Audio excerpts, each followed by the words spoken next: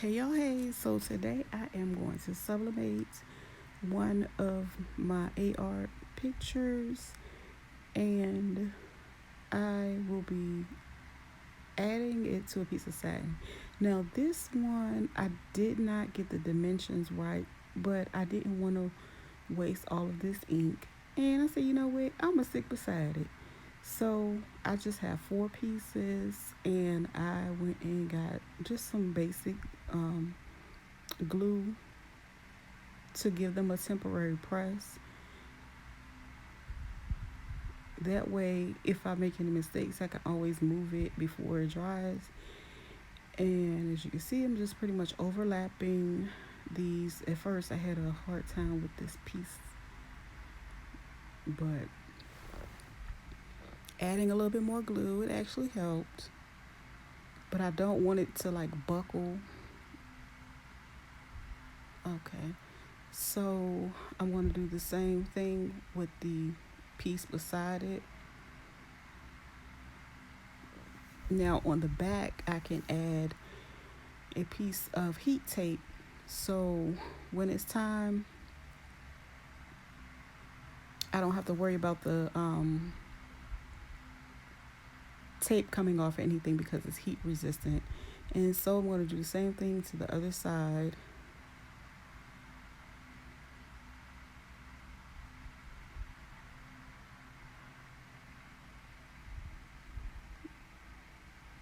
That side was a little messy, y'all. Yes. So we had to fix that again. I think I ended up switching glue sticks. The first one was a little tacky and a little weird. So the second one done the trick.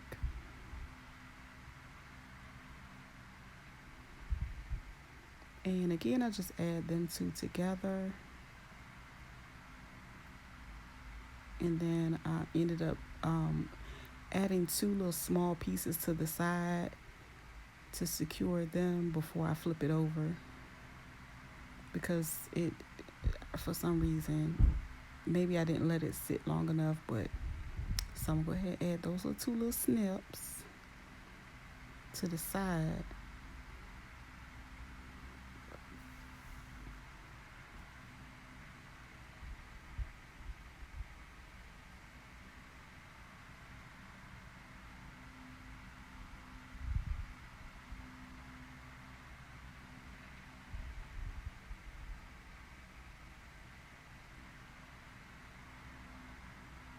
Then I'm going to flip it all the way over, and then I can go ahead and add my strip of heat tape to the back.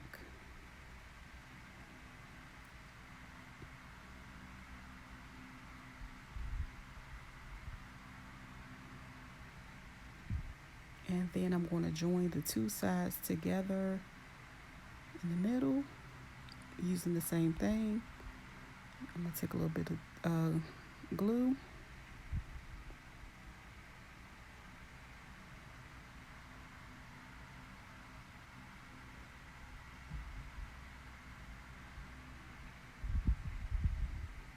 Then I'm going to add them, make sure they're symmetrical, and my image is intact.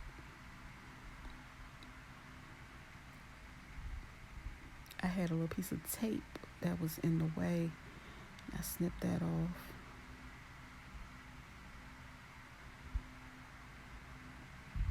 Okay.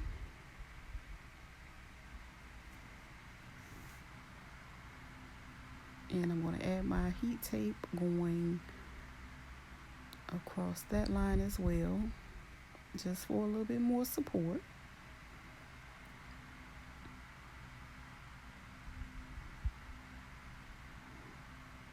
Now I love this picture, and I'm just excited to see what it's going to look like on satin.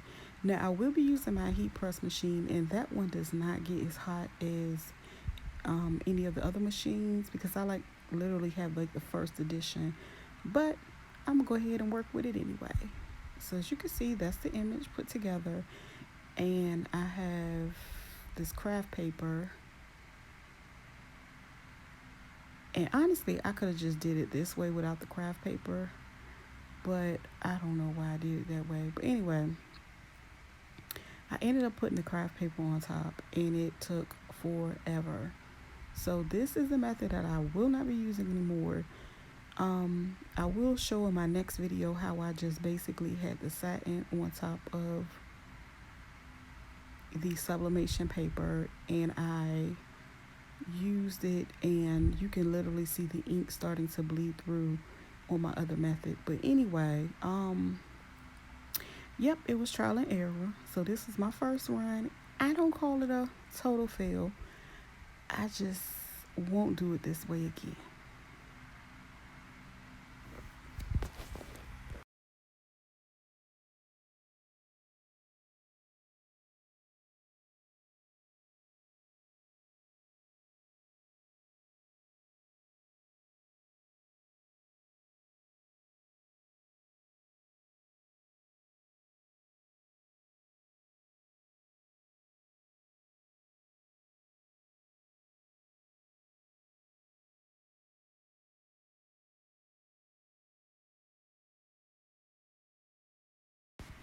Okay, so that's the image. I really did not like how it came out, but I'm gonna stick beside it. And of course, like I said before, I did not have the right size, but this is pretty much how it had a lot of ghosting. Yeah, so the ghosting and all those white lines came out. And like I said, my next method, it came out so much better. And I look forward to sharing that video, and I'm gonna show it to you. But yeah, I just want to try it out and see what it hit for. And I already found my better method, but this one I said, okay, I'm just gonna show it anyway. All right, see you guys in the next video. Peace.